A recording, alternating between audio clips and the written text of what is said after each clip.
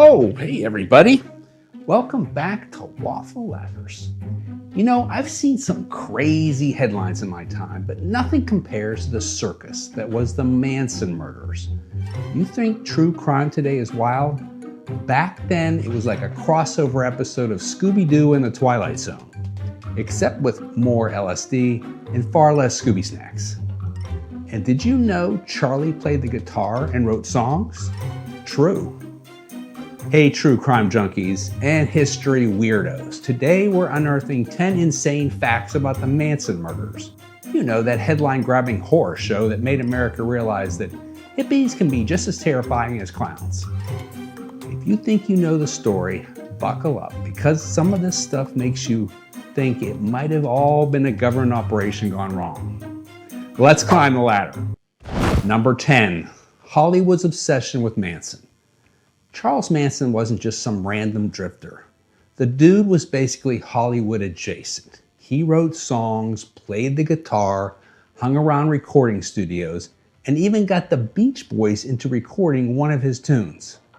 Imagine cruising down the highway, singing along to Good Vibrations, only to find out the B-side was written by a future murder cult leader. Good vibrations. Tanner, what are you doing? Just adding some flavor. All right, just pipe down. We don't need flavor. I add this music later. Manson had confirmed contact with Brian and Dennis Wilson of the Beach Boys, Neil Diamond, Mama Cass of the Mamas and Papas, and even Frank Zappa. How did he get so close to such famous people? Number 9, the Doris Day connection. Here's where it gets wild. Terry Melcher, Doris Day's son, yes, the cheerful Hollywood icon, was producing music at the time and actually met with Manson. Terry set up a meeting with Charlie at his request to pitch his music. Imagine bringing Charles Manson home to meet Mom. Hey Mom, this guy sings about murder and the end of the world. Can he stay for dinner? Doris allegedly took one look at him and said, and I'm quoting loosely here, absolutely not, get this freak out of my house. Best mom instinct ever. Number 8, the mysterious Dr. Jolly West. Enter Dr. Louise Jolly West, a psychiatrist whose name sounds like a circus clown, but whose hobbies included MKUltra mind control experiments. He conveniently pops up in the Manson orbit, just like he did in the JFK aftermath when he was the one who examined Jack Ruby.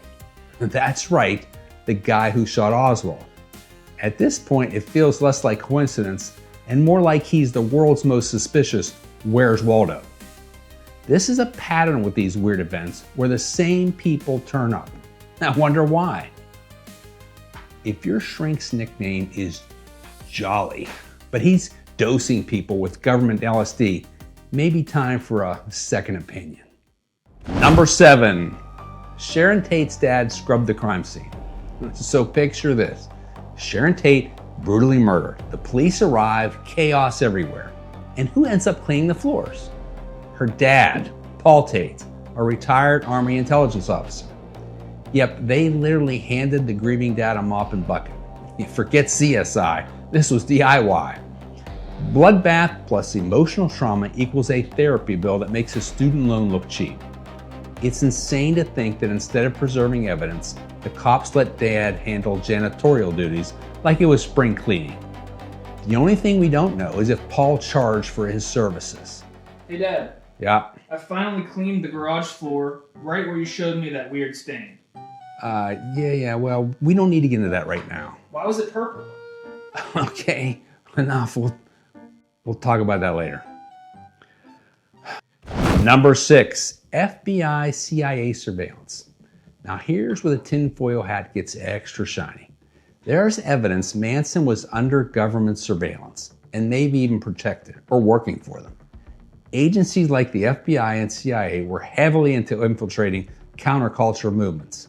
And nothing screams counterculture like a bunch of hippies tripping in the desert waiting for the Beatles to send them apocalyptic instructions. Did the government just sit back and watch, or do they want it to happen? All of the evidence suggests he was being allowed to run wild. Sounds like Netflix should have picked this up instead of the Tiger King 2. Well, that definitely would have pulled better numbers, Tam. Number 5, the Haight-Ashbury Free Clinic. The free clinic set up during the Summer of Love in San Francisco to help young people? Yep. They provided help for ODs, patching up hippies, and various medical procedures. This was the same clinic where Manson brought his followers, and where conveniently Dr. Jolly West was doing his thing. So either it was a genuine community service or the CIA's favorite laboratory for, let's see how many tabs of acid it takes to invent Charles Manson. Spoiler alert, not too many. Fun fact, heavy LSD causes persistent psychological effects, including altered mental states, cognitive changes, and lasting perceptual disturbances. What could go wrong? Number 4, Prosecutor Bugliosi, the co-conspirator. Vincent Bugliosi, the big-name prosecutor who literally wrote the book on Manson, turns out wasn't as pure as a driven snow. There was ample evidence that he coerced witnesses, suborned perjury, failed to disclose evidence to the defense, and even looked the other way about possible other crimes. Tom O'Neill's research suggests Bugliosi's actions created a neat little story for the public and probably his book that were not exactly in alignment with the facts. Years later, people he worked with were amazed at what he had done or didn't do as prosecutor. But Vince got wealthy off his book and media deals, so I guess it's all good. Number 3, Manson's get out of jail free card. Here's what never adds up.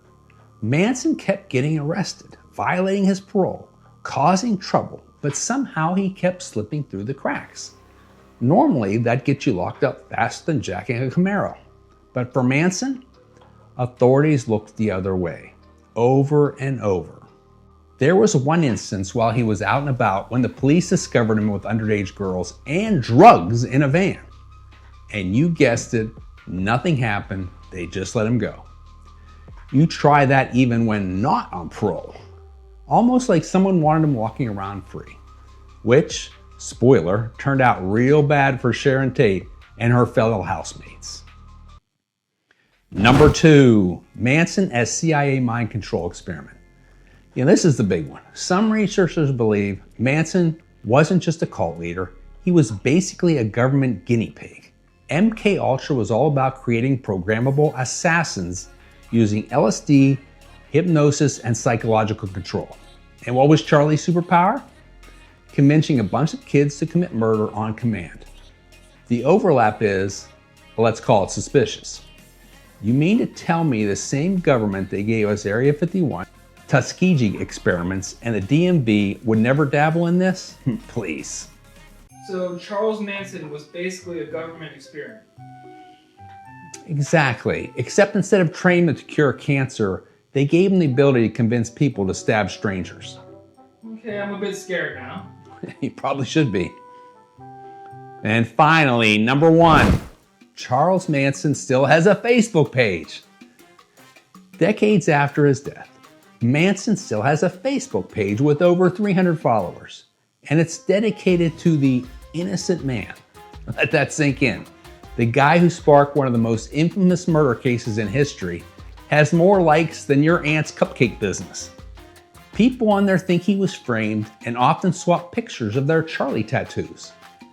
Now they do question the government story, but to take it so far as he's innocent seems a stretch, as he was arrested many times. There's also a Charles Manson memorabilia page with over 400 followers, but that's private. Ah well, life goes on, just not for his victims. Well, so there you have it. 10 twisted, mind-bending facts about the Manson murders that you won't hear in your high school history class. If this deep dive made you question anything about the official story, smash that like button, subscribe for more weird history, and drop your craziest theory in the comments. Because if the Manson family taught us anything, it's that history is stranger, scarier, and somehow even dumber than fiction. Thanks for watching, and as always, keep climbing.